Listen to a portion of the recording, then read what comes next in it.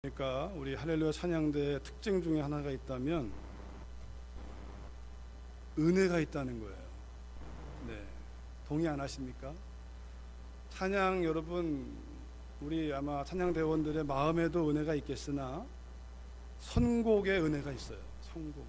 왜냐면 자체가 복음이니까. 여러분, 찬양대가 찬양하는 건 찬양대만 연주하는 것이 아니라 우리 모두의 마음을 모아서 드리는 찬양이잖아요. 그래서 음도 듣지만 가사를 들으면서 거기에 믿음을 더했으면 좋겠어요. 그러면 찬양대의 찬양 자체가 메시지예요. 사실 제가 설교할 필요가 없어요. 이 찬양에 은혜 받으면 사실 오히려 설교가 이 찬양을 가리울 수도 있거든요. 찬양은 그냥 말 그대로 복음을 불러내는 건데 설교는 복음을 설명하다 보면 오히려 가리울 때가 있는 것을 보게 돼요.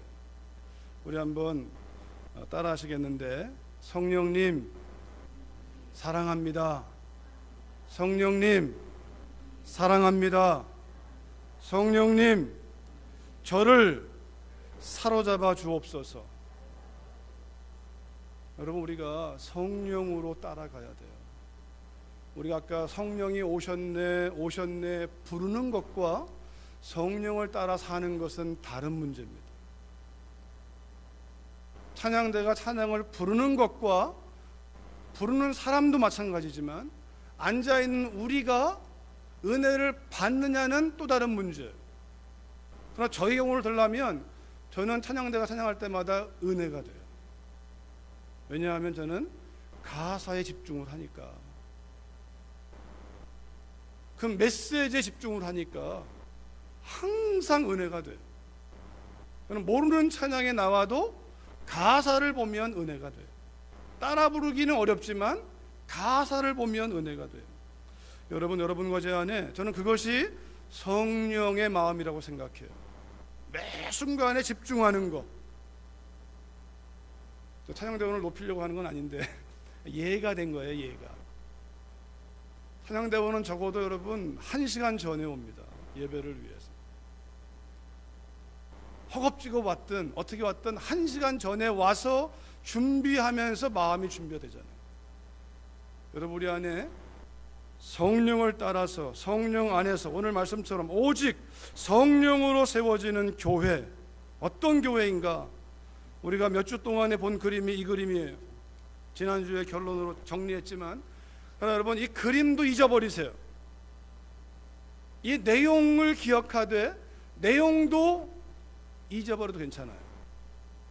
그냥 한번 보세요. 왜냐하면 제가 성경에 저런 그림이 없잖아요. 그냥 사도행전 2장 42절 말씀과 그 이하의 말씀을 그냥 저 나름대로 그림을 그려본 것이지 저거를 그려쓰지 마세요. 그러나 내용이 무슨 내용인가는 기억할 필요가 있어요. 근데 왜 제가 저 내용을 소개하면서, 여러분, 이 내용은요 지구상에 존재했던 모든 교회가 꿈꾸는 교회입니다.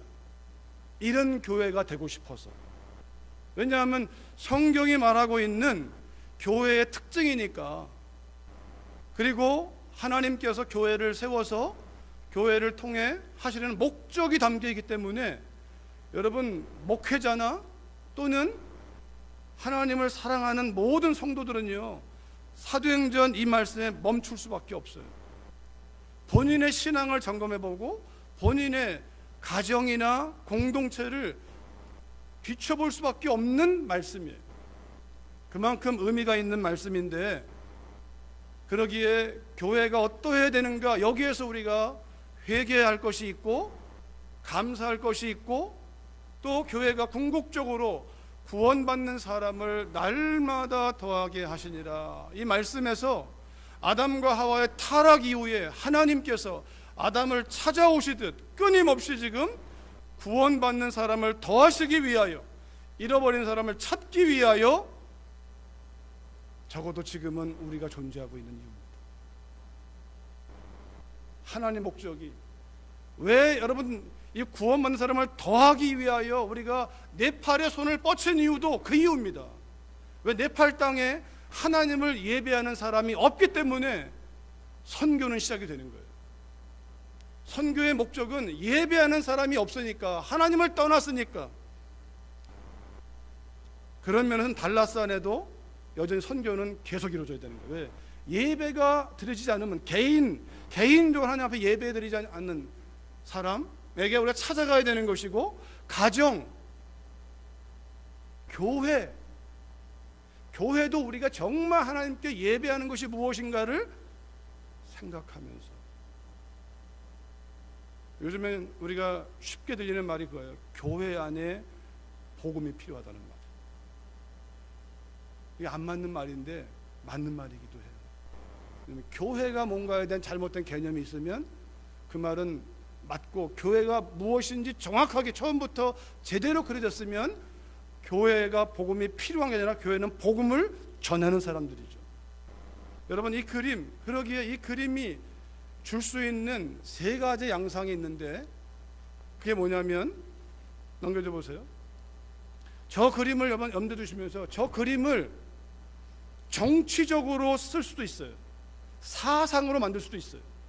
정치, 로마 국교가 만든, 로만 캐톨릭이 정치와 종교가 하나가 되면서 십자군 전쟁이 벌어지잖아요. 여러분, 우리가 앞에 보여진 그 그림을 정치로 만드는, 그러니까 사람의 어떤 사상으로 만든, 공산주의로 만들어버리면, 공산주의의 원리가 사도행전 2장에 있는 말씀이거든요. 함께 나누어 쓰자. 그러니까 정치와 사상은 철저하게 사람들이 힘을 모아서 조직을 만들고 제도를 세워서 만드는 그런 것들이 세워지는 교회, 무너집니다. 하나님의 교회가 아니니까. 두 번째 특징은요, 아까 보여드린 그 그림을 종교와 율법으로 만들어버리는 거예요. 오늘날 말한다면 그걸 교리로 만들어버려요. 교리나 율법, 이걸로 만들어가지고 세우는 사람들. 그래서 율법 전문가들이 서기관 바리새인들이에요. 율법을 빠삭하게 알았으나 그들은요, 예수님을 죽여버렸습니다. 여기에 함정이 있는 거예요. 그래서 제가 그 도표도 잊어버리고 그 내용도 잊어버린 얘기는, 그것이 우리 안에 만약 그것이 어떤 교리가 돼버리면요, 그 가운데 하나, 기도에 힘쓰더라, 기도 안 하는 교회는 교회가 아니라고 말하고 있어요. 우리가 떡을 떼는 일이 없으면 교회가 아니라고 말하고 있어요. 우리 안에 그것이 율법이 돼버리면 그것이 판단하고 비판하고 정죄하는 사람이 돼버려요. 거기에는 생명이 없습니다. 그러기에 우리가 1번과 2번을 따라가면 안 돼요. 사람 중심의 어떤 조직이나 사상이나 제도를 통하여 교회를 세우려고 하는 그런 교회는 다 사라질 것이고, 또 종교와 율법으로 교리로 만들어서 그거 가지고 우리가 움직인다면 그 또한 무너질 것입니다. 오직 한 가지, 성령으로 세워지는 교회. 사도행전 2장 그 말씀은요, 성령이 움직이니까 이런 모습이 나왔다는 것이지, 이 나와 있는 모습을 우리가 붙잡으면 안 돼요. 그 모습을 만드시는 그분을 잡아야 되는 것이죠. 자, 여러분, 이 세 가지 유형의 교회를 제가 소개할게요. 첫 번째는 창세기 11장인데요. 같이 읽어볼까요, 우리? 창세기 11장 1절로 4절 말씀 같이 읽습니다. 시작. 온 땅의 언어가 하나요, 말이 하나였더라. 이에 그들이 동방으로 옮기다가 신할 평지를 만나 거기 거류하며 서로 말하되, 자 벽돌을 만들어 견고히 굽지 하고, 이에 벽돌로 돌을 대신하며 역청으로 진흙을 대신하고, 또 말하되, 자 성읍과 탑을 건설하여 그 탑 꼭대기를 하늘에 닿게 하여 우리 이름을 내고 온 지면에 흩어짐을 면하자 하였더니, 한마디로 하면 인위적으로 만들어지는 공동체입니다. 인위적으로 만들어져요. 얼마나 좋아요. 온 땅의 언어가 하나예요. 여러분, 사람들이 귀한데 사람들이 잘못되면 사람들의 이 마음을 하나로 묶어서, 마음이 하나 되는 거 중요하나, 그러나 그 마음이 하나님과 등져버리면, 하나님 기뻐하지 않는 모습이라면, 하나님과 상관이 없는 모습이라면 바벨탑 사건의 결말을 볼 것입니다. 여기 보니까 언어가 하나고 말이 하나고 문화가 하나고 얼마나 우리가 한 마음 되기 쉽겠습니까? 그 좋은 조건을 가지고 그들이 하나님 허락하신 돌 대신에 벽돌을 만들고 역청 대신에 진흙을 대신하고 역청으로 진흙을 대신하고, 그러니까 하나님이 주신 것들을 사용하는 게 아니라 인위적으로 만들어서 그들이 뭐합니까? 자, 성읍과 탑을 건설하여 그 탑 꼭대기를 하늘에 닿게 하여 우리 이름을 내자. 숨어 있는 거예요. 우리 이름을 내자. 온 지면에 흩어짐을 면하자. 여러분, 여기에 우리 이름을 내자라는 것이 결정적인 문제예요. 인간 제1의 목적, 사람 존재의 목적은 하나님의 영광이지, 그 이름의 영광이지 우리의 이름이 아니에요. 피조물의 자랑이 아니라 우리를 만드신 하나님을 자랑하는 거예요. 개인이든 공동체든 사람이 자랑되는 순간부터 거기는 위험신호입니다. 적신호입니다. 교회조차도 성장하면 사람이 드러나기 시작합니다. 거기 여기 있는 것처럼 빌딩을 만들어서, 이때도 여러분 탑을 만들고 도시를 만들고, 지금도 부자들이 빌딩을 세우는 것처럼 오늘날 교회들도 빌딩이 어마어마하게 좋아집니다. 가끔 저에게 방문하는 사람들이 얘기해요. 참 교회가 너무 좋습니다. 이 자연도 있고 널찍하고. 사실이잖아요, 사실. 그럼 저는 꼭 한 마디 더 붙여요. 자연, 이 환경이 좋은데 여기에 오는 사람은 더 좋습니다. 여러분, 이 빌딩이 왜 귀하냐면 여기에 모이는 사람 때문에 귀한 거예요. 근데 사람보다 빌딩이 귀해지면 그건 위기입니다. 아이들이 이거 마이크를 만지고 있어요. 그러면 우리가 조심해야 돼요. 이 마이크를 보호하느라고 아이의 마음에 상처를 주고 올 수가 있어요. 여러분, 이거 보호하는 것보다 아이의 심령이 상하지 않는 게 더 중요한 거예요. 그거를 프로텍트 하긴 해야죠.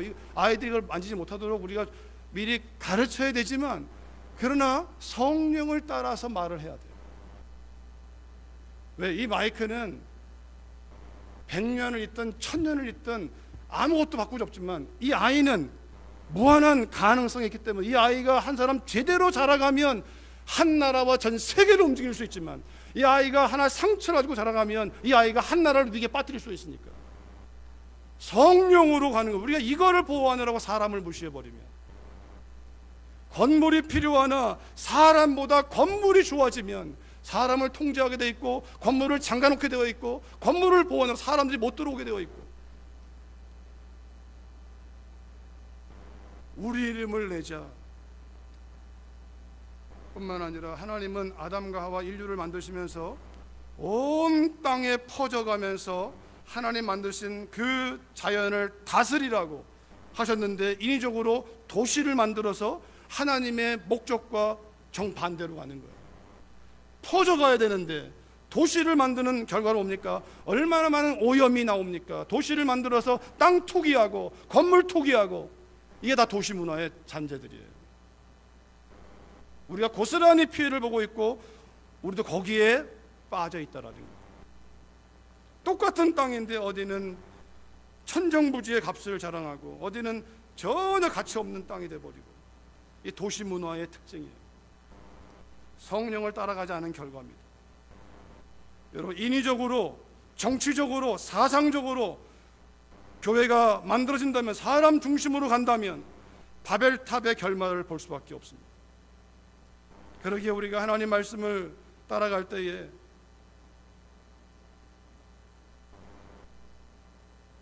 사람 간의 하나됨이 아니라 성령으로 이끌려가는 그 신앙을 추구해야 하고, 그 가정이 돼야 하고, 그런 공동체가 돼야 합니다. 두 번째는요, 종교와 율법으로 세워지는 교회.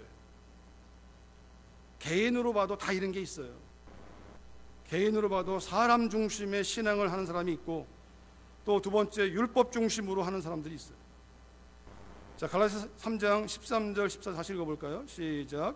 그리스도께서 우리를 위하여 저주를 받은 바 되사 율법의 저주에서 우리를 속량하셨으니, 기록된 바 나무에 달린 자마다 저주 아래 있는 자라 하였습니다. 이는 그리스도 예수 안에서 아브라함의 복이 이방인에게 미치게 하고 또 우리로 하여금 믿음으로 말미암아 성령의 약속을 받게 하려 함이라. 자, 율법의 저주, 이 말은요, 율법으로는 우리가 의롭다함 받지 못합니다.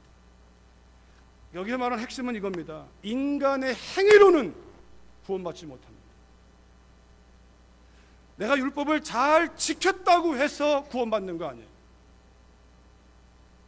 이 말을 다른 말로 하면 여러분과 제가 11조를 내고 헌금을 내고 예배를 잘 드리고 40일 금식을 하고 성경을 백도하고 그것이 우리를 의롭게 하지 않습니다. 그것으로 의롭게 되지 않뿐만 아니라 우리의 의를 지킬 수도 없습니다. 그게 바로 율법의 저주입니다. 율법은 우리를 죄를 깨닫게 해요. 하지 말아라, 하라. 14절에 보니까 이는 그리스도 예수 안에서 아브라함의 복이, 그리스도 예수 안에서 아브라함의 복이 이방인에게. 아브라함은 히브리인이고 유대인이고 하나님의 선민이라고 하는 그 민족의 조상이잖아요. 히브리인 뜻이 강 건너온 사람, 강 건너왔다는 게 갈대아우르에서 강을 건너왔다라고 하는, 전과 후가 달라지는. 그런데 그가 창세기 15장에 하나님이 여호와를 믿으니 그를 의롭게 여기셨어요. 믿음으로 얻는 의. 하나님을 믿으니, 여호와를 믿으니, 그 여호와, 그 이름 예수 그리스도, 그리스도 예수 안에서 하나님께서 그 안에서 십자가의 사건을 통하여 우리를 속량하시고 모든 저주에서 속량하신 그 사건을 믿는 사람, 예수님의 십자가 부활을 믿는 사람, 그 사람에게 우리에게 의가 있는 것이 아니라 예수님의 의가 덧입혀지는 거예요. 다른 말로 하면 우리 속에 참 보배가 있는 거예요. 우리의 존귀함은 우리의 모습이 아니라 우리 안에 계시는 그 보배, 그분 때문에 귀한 거예요.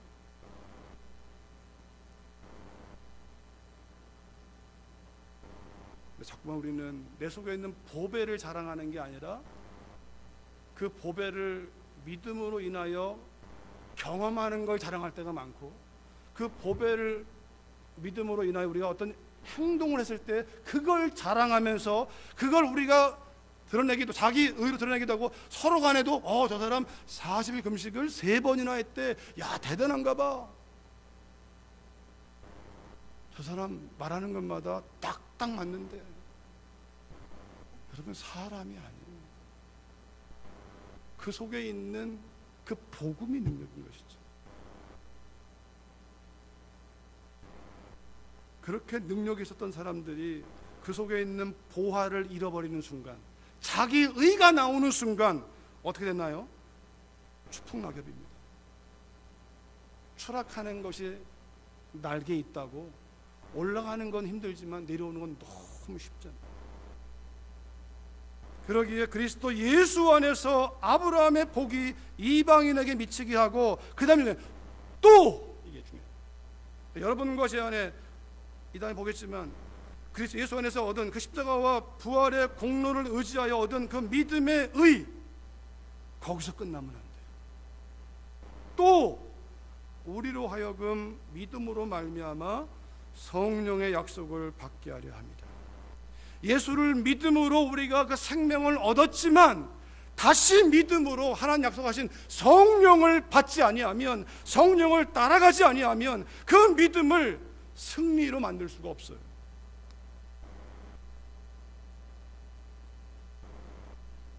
성령의 약속, 성령의 약속.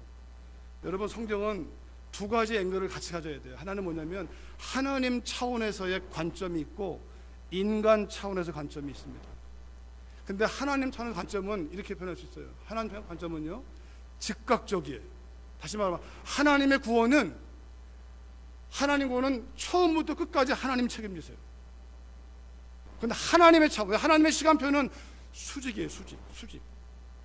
근데 인간 차원에서의 관점은 즉각적이지 않습니다. 여러분과 제가 예수님 믿는 순간 변했나요? 안 변합니다. 우리 차원의 시간은요 점진적이에요.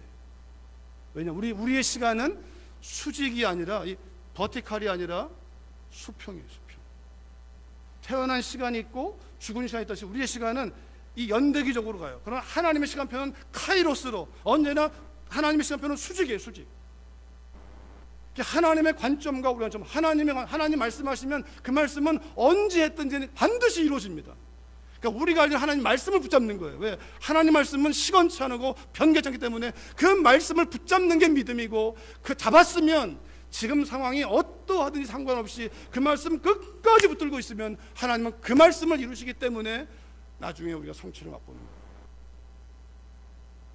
그러나 우리의 시간표에서는 10년 전에 붙잡은 약속이 아직도 이루지 않은 게 있어요. 우리의 시간표는 점진적이에요.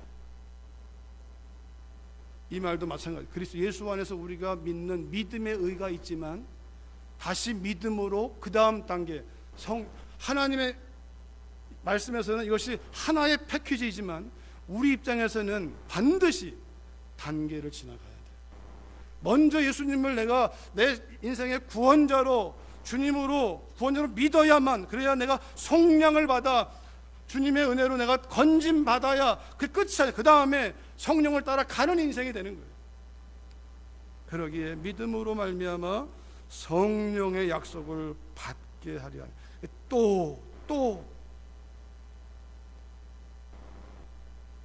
자, 오늘 본문으로 와서 말씀을 정리해 가면요, 본문 다시 한번 읽겠습니다. 시작.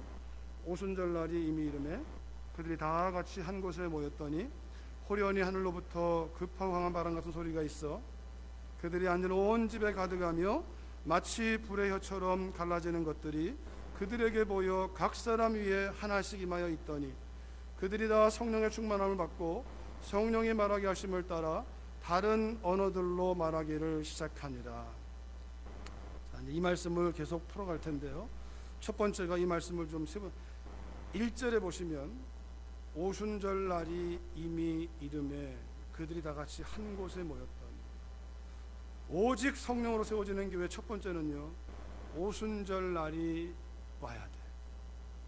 다시 말하면 성령으로 세워지려면 오순절 전에 뭐가 있습니까? 유월절이 있는 거예요. 유월절을 통과해야 돼. 여러분 한번 그림 보여주시겠어요? 그 다음, 네, 이 그림이 출애굽하는 그림이에요. 출애굽 경로. 여러분 제가 볼 때 왼쪽에가 이집트가 있고, 그리고 가운데 이제 시내산이 있고 쭉 올라가면 이스라엘, 저 지중해 연안으로 쭉 올라가잖아요. 이 경로가 굉장히 우리에게 주는 바가 있습니다. 왜냐하면 유월절은 어디서 시작합니까? 유월절은 애굽에서 시작해요. 모세를 통하여 그들을 애굽에서 건져내실 때 유월절 어린 양을 잡아가지고 그 피는 바르고 고기는 급히 먹으라.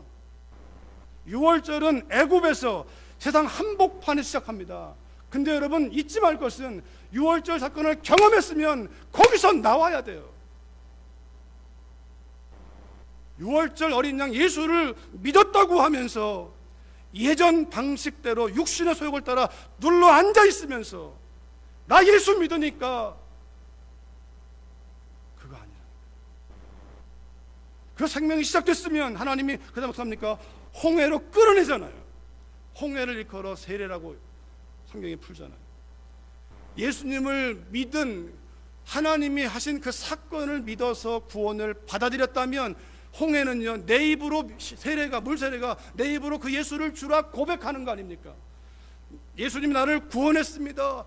나는 죽고 예수가 살았습니다. 죄에 대하여 죽고 하나님께 대해 살았습니다. 옛사람에 대해 죽고 의에 대하여 살았습니다. 그게 세례거든요. 옛사람은 죽었다.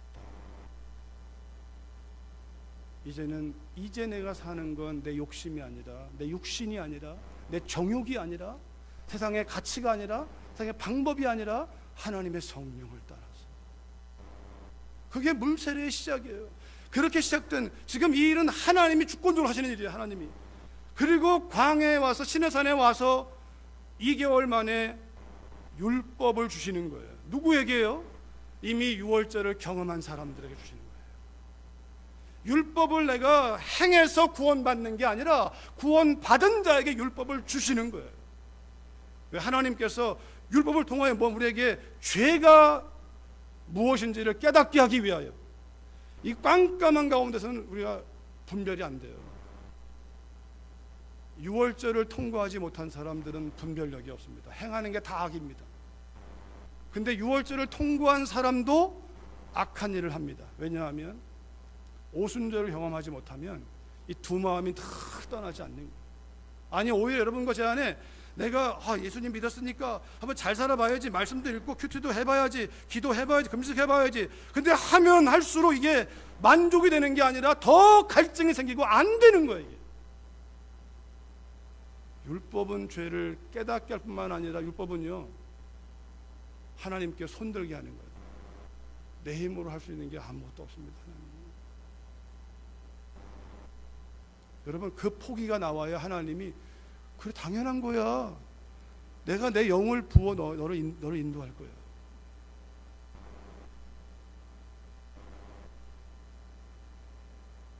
그러게 오순절은 광야에서 경험해요.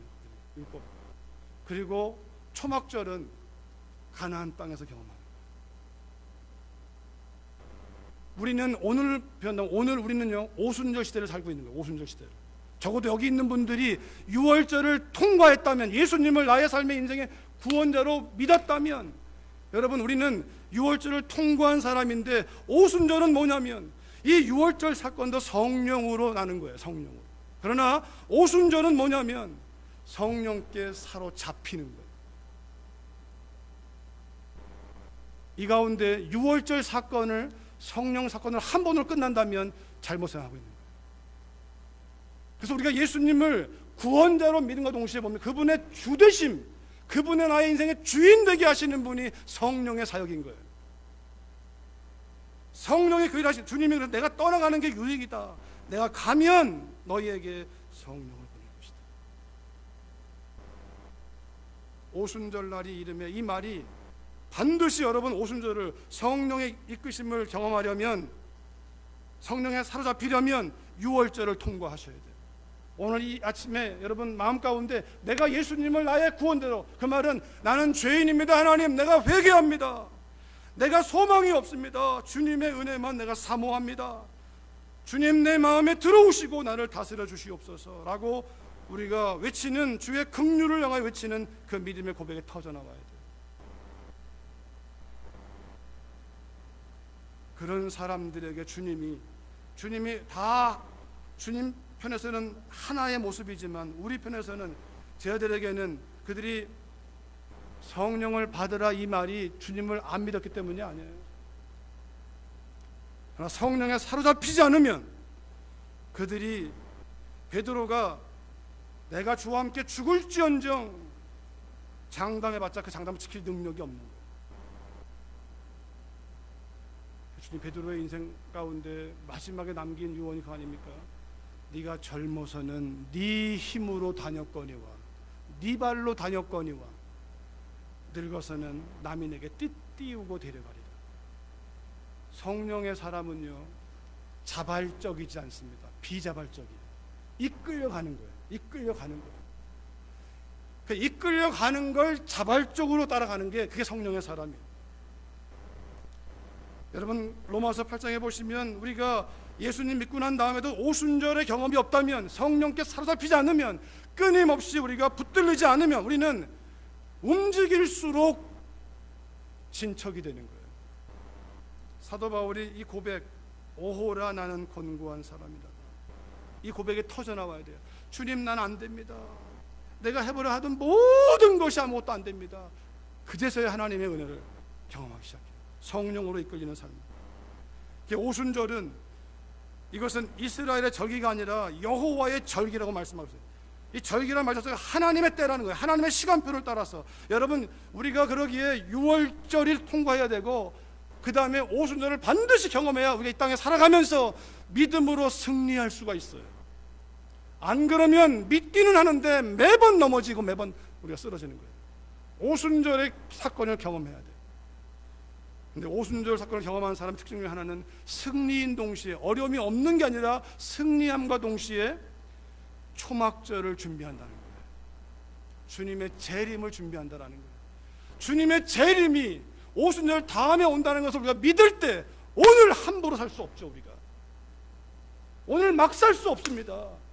주님 다시 오신다고 하시는데 그 진리가 나를 삶으로 이끄는 것이지, 이렇게 살아야겠다 나의 결심이 사는 것이 아니라, 이 일을 하시는 것이 다 성령께서 유월절을 경험하게 하고 오순절을 지나게 하고 초막절을 이루시는 것도 성령을. 여러분, 그러기에 2절과 3절에 보니까 호련히 하늘로부터 급하고 강한 바람 같은 소리가 있어 그들이 앉은 온 집에 가득하며 마치 불의 혀처럼 갈라지는 것들이 그들에게 보여 각 사람 위에 하나씩 임하여 있더니, 각 사람, 하늘로부터가 중요해요. 땅에서가 아니라 하늘로부터 우리가 연결되는 거예요. 마치 우리 배꼽이 이 땅의 연결고리를, 땅의 부모와 연결되었음을 보여주듯이 우리가 하늘로부터 내려온 그 불길이 각 사람 위에 임하여 있는 거예요. 그 불덩이는 하나예요. 하나의 불덩이가, 불꽃이 각 사람 위에 임하여 있는 거예요. 성령이 한 분이니까 성령의 사람들은 성령 안에서 자동적으로 하나 되는 거죠. 인위적으로, 이 수평적으로 네 은사와 내 은사 맞추는 게 아니라 성령이 하나 되게 하니까 은사 가지고 자랑하는 게 아니라 은사 가지고 공동체를 섬기고 없는 것을 섬기고 나누고, 이것이 성령께서 하시는 거예요. 각 사람 위에 하나씩 임하여 있더니, 위에서부터 컨트롤하는 거예요. 붙잡히는 거예요. 이 표현을 4절에서 이렇게 말하는 거예요. 그들이 다 성령의, 그들이 다 성령의 충만함을 받고 성령의 말하게 하심을 따라 다른 언어들로 말하기를 시작하니라. 이 표현을, 하늘로부터 잡혀있는 그 표현을 성령 충만이라고 얘기하고 있어요. 성령에 취해 있는 상태, 성령에 이끌리는 상태. 이끌린다는 말을 성령이 말하게 하심을 따라, 여러분, 이 말하는 거에 주도권이 바뀌어버렸어요. 내가 말하는 게 아니고 성령이 시키는 대로 말하는 거예요. 여러분과 저는 둘 중 안에 하나입니다. 육신을 따라 느끼고 하는 대로 말하든지, 아니면 성령을 따라 말한다는 말은 하나님 아버지의 마음, 그리스도의 마음, 주님 뭘 기뻐하실까. 아까 일부 예배 때 제가 예배를 드렸는데 방송실에서 이 찬양이 안 나오는 거예요. 진행이 안 돼요. 제 육신이 어땠을까요? 짜증이 확 올라오는 거예요. 여기까지 올라왔어요. 여기까지. 제가 어떻게 했을까요? 너는 죽었어. 옛사람은 죽었어. 그게 안 나온다고 짜증내는 건 그 옛사람이니까. 성령께서는 그거 안 나온다고 해서 물질적이고 눈에 보이는 것도 다 옛사람이 반응하는, 하나님이 뭘 원하실까? 주님 뭘 원하실까? 내가 저 안에 있어가지고 실수했을 때 나는 어떤 말을 듣고 싶을까? 만약에 제가 거기 뭐 하는 거야? 이렇게 말하면 제가 그 속에 앉아 있을 때 제 마음이 어떨까? 성령의 마음, 아버지의 마음, 그리스도의 마음, 아니 거기 앉아 있는 사람이 나라고 할 때 어떤 말을 할까? 여러분, 그 마음이 성령의 마음인 거예요. 그러면 말이 달라지는 거죠. 할 말도 안 하는 거죠. 그러니까 성령이 말하게 하심을 따라 말하는 거예요. 주도권이 바뀌는 거예요. 내 발의 신을 벗으라. 네 맘대로 가지 말고 내가 이끄는 대로 따라와. 성령이 세우시는 신앙, 신앙도 성령이 세우시고 교회도 성령이 세우시고, 사람의 정치와 사상이 아니라, 종교와 율법이나 교리가 아니라 성령께서 이끌어 가시는데, 그 성령은 진리의 영이라. 그래서 여러분과 제가 성령의 사람이 어떻게 하냐면 하나님 말씀의 바운더리 안에서 움직이는 거예요. 말씀과 상관이 없는 성령은 성령이 아닌 거예요. 그 말씀의 바운더를 한 분으로 말한다면 그리스도 예수의 마음, 주님의 마음이 아니면 성령의 영이 아니에요. 그건 내 육신의 영이고 악한 영이고 내 욕심이지 하나님의 영이 아니에요. 여러분과 제 안에 우리의 개인의 신앙도, 믿는 자의 가정도, 교회도 오직 성령께서 세워가십니다. 성령께서. 그 믿음으로 그 성령을 사모해야 되고 성령을 받으라. 부활하신 다음에 오셔서 하신 첫 메시지가 샬롬, 나의 십자가의 죽음으로 하나님과 너희 사이가 이제 화평케 되었다. 샬롬. 그리고 성령을 받으라. 창세기 2장의 말씀을 상기시킨 것처럼 재창조, 리크리에이션, 구원은 재창조예요. 하나님 창조의 사역을 잃어버린 걸 다시, 그래서 그분의 바람을 입김을 넣어서 성령을 따라. 우리가 아까 성령이 오셨네 이 부르는 게 능력이 아니라 그 오신 성령을 따라 사는 것이 능력인데, 우리가 할 일은 믿음으로 사모하고 성령이 나를 이끌어 가시도록. 그러기에 오순절날의 메시지는 이것입니다. 베드로가 이르되 너희가 회개하여 각각 예수님의 이름으로 세례를 받고 죄사함을 받으라. 죄사함을 받기 위하여 예수 믿고 세례 받으라. 그리하면 성령의 선물을 받으리니. 하나님 차원에서는 하나지만 우리 차원에서는 구분되어 있습니다. 우린 지금 어느 단계에 있습니까? 6월절 전입니까? 6월절을 통과했습니까?